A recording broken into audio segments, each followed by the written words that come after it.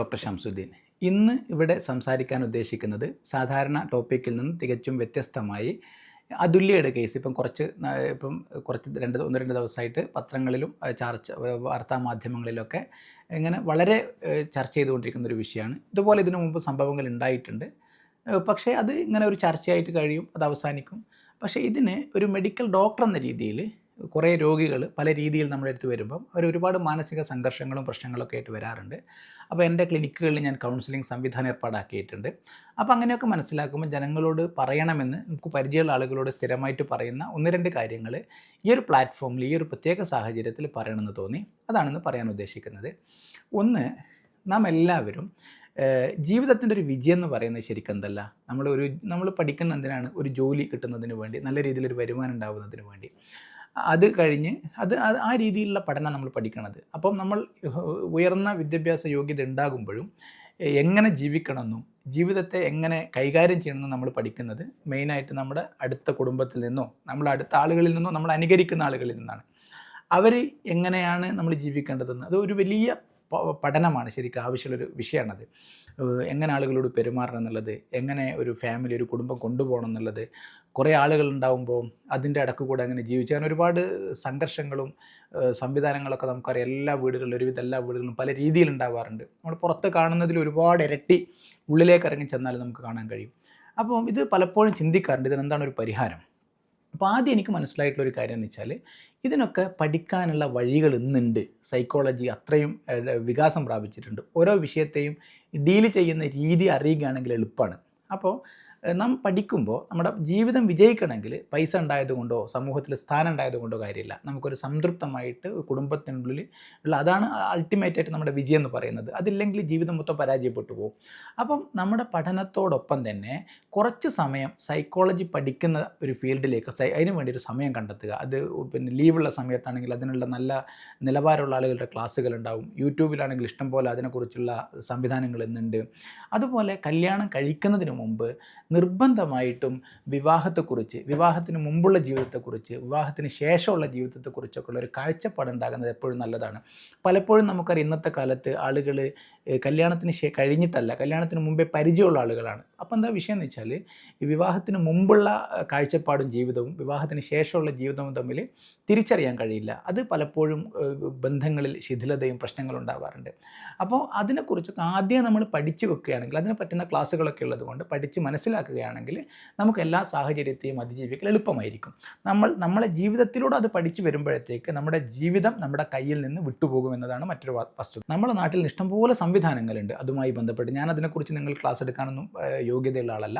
അതിൽ ഞാൻ പറയുന്നത് നാം നമ്മളെ മക്കളെ പഠിപ്പിക്കുമ്പോൾ ഇനി വരുന്ന തലമുറയെങ്കിലും അവരെ കുറച്ച് സൈക്കോളജി പരമായിട്ടുള്ള കാര്യങ്ങളും കൂടി, നമ്മൾ പകർന്നു നൽകുന്ന അറിവുകളിൽ ചിലപ്പം തെറ്റുകൾ സംഭവിക്കാം, അതുമായി ബന്ധപ്പെട്ട ആളുകളിൽ നിന്ന് പകർന്നു നൽകാൻ ശ്രദ്ധിക്കുക. അതാണ് ഒന്നാമത്തെ പോയിൻ്റ്.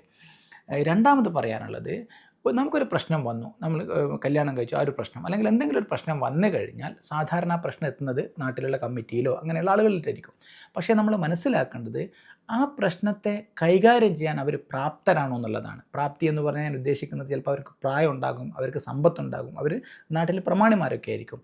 പക്ഷേ അവർ ആ വിഷയത്തിൽ അവരുടെ പഠനത്തിലാണ്. ചിലപ്പോൾ നമ്മൾ സാധാരണ ഒരാളെപ്പോലെ അറിവ് അവർക്കുണ്ടാവുകയുള്ളൂ. അപ്പോൾ ആദ്യമായിട്ട് നിങ്ങൾ നല്ല രീതിയിൽ ഒരു സൈക്കോളജി കൗൺസിലിംഗ് ചെയ്യുന്ന ആളുകളെടുത്ത് അല്ലെങ്കിൽ അതുമായി ബന്ധപ്പെട്ട അറിവുള്ള ആളുകളെടുത്താണ് നിങ്ങൾ പോകേണ്ടത്. പോകുമ്പോൾ പലപ്പോഴും കൗൺസിലിങ്ങിൽ ഞാൻ മനസ്സിലാക്കിയ ഒരു കാര്യം, എൻ്റെ ക്ലിനിക്കിൽ ഞാൻ കൗൺസിലിങ്ങിന് ആളുകളെ വിടാറുണ്ട്. അപ്പോൾ എനിക്ക് മനസ്സിലായിട്ടുള്ളൊരു കാര്യം, ഈ കൗൺസിലിംഗ് പരാജയപ്പെടാനുള്ള ഒരു പ്രധാനപ്പെട്ട ഒരു കാരണം, ഒന്ന്, നമുക്കറിയാം ഇപ്പോൾ നമ്മൾ എന്തിനാണ് കൗൺസിലിംഗ് ചെയ്യുന്നത്? ഒരു ഭാര്യയും ഭർത്താവും ഒരു പ്രശ്നമായിട്ട് വന്നു കഴിഞ്ഞാൽ ഭാര്യ എപ്പോഴും ഭർത്താവിനെ നന്നാക്കാൻ ശ്രമിക്കും, ഭർത്താവ് ഭാര്യയെ നന്നാക്കാൻ ശ്രമിക്കും. പക്ഷേ ഒരിക്കൽ പോലും നമ്മളിൽ എന്താണ് കുറ്റമെന്ന് കണ്ടെത്തി ക്ലിയർ ചെയ്യാൻ ആരും ശ്രമിക്കാറില്ല. ഈ കൗൺസിലിംഗ് അല്ലെങ്കിൽ എന്ന് പറയുന്നത് നാം പഠിക്കാത്ത കാര്യങ്ങൾ ജീവിതത്തിൽ നാം മനസ്സിലാക്കി നാം സ്വയം തിരുത്താൻ തയ്യാറായാൽ മാത്രമേ നമുക്കത് വിജയിപ്പിക്കാൻ കഴിയുള്ളൂ. അതാണ് നാം ആദ്യം മനസ്സിലാക്കേണ്ടത്. പലപ്പോഴും ഇവിടെയാണ് നമുക്ക് പരാജയം സംഭവിക്കുന്നത്. അപ്പോൾ നമ്മൾ കൗൺസിലിങ്ങിന് പോകുന്നത് നമ്മളെ ശരിയാക്കാൻ വേണ്ടിയിട്ടാണ്. സാഹചര്യങ്ങൾ നമുക്ക് പ്രതികൂലമായാലും ആ പ്രതികൂല സാഹചര്യത്തിലൂടെ ജീവിക്കുവാൻ പഠിക്കുന്നതിന് നാം പര്യാപ്തമാകുന്നതിനെയാണ് നാം കൗൺസിലിംഗ് എന്ന് പറയുന്നത്. അതാണ് നാം വളരെ ഗഹനത്തോടുകൂടി വളരെ ഇതോടുകൂടി നമ്മൾ മനസ്സിലാക്കേണ്ടത്. മൂന്നാമത്തെ ഒരു കാര്യം, വിവാഹത്തിന് അമിതമായ പ്രാധാന്യം കൊടുക്കേണ്ട കാര്യമൊന്നുമില്ല. കാരണം അത് ഭയങ്കര ഭാഗ്യവും ഒരുപാട് കാര്യം ഒത്തുവരുന്നൊരു സംഭവമാണ്. ആർക്കും പ്ലാൻ ചെയ്ത് തീരുമാനിക്കാനൊന്നും പറ്റും തോന്നില്ല. കാരണം ഒരാൾ കല്യാണം കഴിഞ്ഞാൽ മാത്രമേ അവർ തമ്മിൽ എങ്ങനെ ഒന്നിച്ചു പോകുക എന്നൊക്കെ മനസ്സിലാക്കാൻ കഴിയുള്ളൂ. ഒരു വിവാഹം ഇനി ശരിയാവുന്നില്ലെങ്കിലും അതോടുകൂടി ജീവിതം അവസാനിപ്പിക്കുക, അല്ലെങ്കിൽ അതിൽ തന്നെ ജീവിതം അവസാനിപ്പിക്കുക എന്നതിൽ നിന്ന് മറിച്ച് എങ്ങനെ ജീവിതം എന്നത് ഒരു ഒഴുക്കാണ്, അത് ഒഴുകിക്കൊണ്ടേയിരിക്കണം. അതിൻ്റെ ഇടയ്ക്ക് വരുന്ന ഒരു പ്രതിസന്ധിയോ ചിലപ്പോൾ നല്ലതാവാം, ചിലപ്പോൾ പ്രതിസന്ധിയാവാം. ഇനി അത് വിവാഹമാണെങ്കിലും ആ പ്രതിസന്ധിയാണെങ്കിലും അതിനെ തരണം ചെയ്യാനുള്ള ഒരു പ്രാപ്തിയുള്ള ഒരു തലമുറ വാർത്തെടുക്കുക എന്നതും, അതുപോലെ നല്ല രീതിയിലുള്ള സൈക്കോളജി ക്ലാസ്സുകളും കൗൺസിലിങ്ങുകളും പഠിപ്പിച്ച് നമ്മുടെ തലമുറയെ പര്യാപ്തമാക്കുകയും ചെയ്യുകയാണെങ്കിൽ ഒരു പരിധിവരെ ഇതുപോലെയുള്ള പ്രശ്നങ്ങൾ പരിഹരിക്കാൻ കഴിയുമെന്നാണ് എനിക്ക് തോന്നുന്നത്. ചില പ്രശ്നങ്ങളൊക്കെ ചിലപ്പം മാനസിക അസുഖങ്ങളായിരിക്കും. നമ്മൾ ലഹരിയുടെ ഉപയോഗം ഒരു ഭാഗത്തുണ്ടാവും, അതൊന്നും ഇല്ലാതെ തന്നെ ചില ഇങ്ങനെ പ്രശ്നങ്ങൾ ഉണ്ടാവാറുണ്ട്. ചിലപ്പം വെറും മാനസിക പ്രശ്നങ്ങളായിരിക്കും. ചില മൂല്യങ്ങൾ മനസ്സിലാകാതെ ചില മാനസിക പ്രശ്നങ്ങളൊക്കെ ഉള്ള ആളുകളും ചിലപ്പം പല രീതിയിൽ കൊലപാതകങ്ങളിലേക്ക് എത്താറുണ്ട്, നമ്മൾ കാണുന്നതാണ്.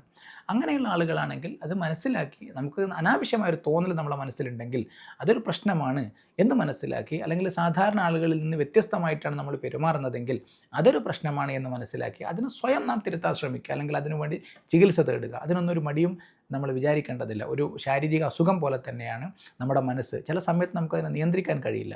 അങ്ങനെ ബുദ്ധിമുട്ടിലേക്ക് പോവുകയാണെങ്കിൽ ഉടനെ അതുമായിട്ട് കൺസേൺഡ് ആയിട്ടുള്ള ആളുകളെടുത്ത് പോയി അതിനുള്ള പരിഹാരം തേടുക. അപ്പം നമുക്ക് സുഖമായിട്ട് ജീവിക്കാൻ കഴിയും. ഈ വീഡിയോ അനുചിതമാണോ എന്ന് എനിക്കറിയില്ല, പക്ഷേ ഒരുപാട് ചിന്തിച്ചു, നിങ്ങളോട് ചില കാര്യങ്ങൾ പറയണമെന്ന് തോന്നി. ഈ വിഷയം പ്രസക്തമാണെന്ന് തോന്നുകയാണെങ്കിൽ നിങ്ങളിത് അറിയുന്ന ആളുകളിലേക്ക് ഷെയർ ചെയ്ത് കൊടുക്കുക.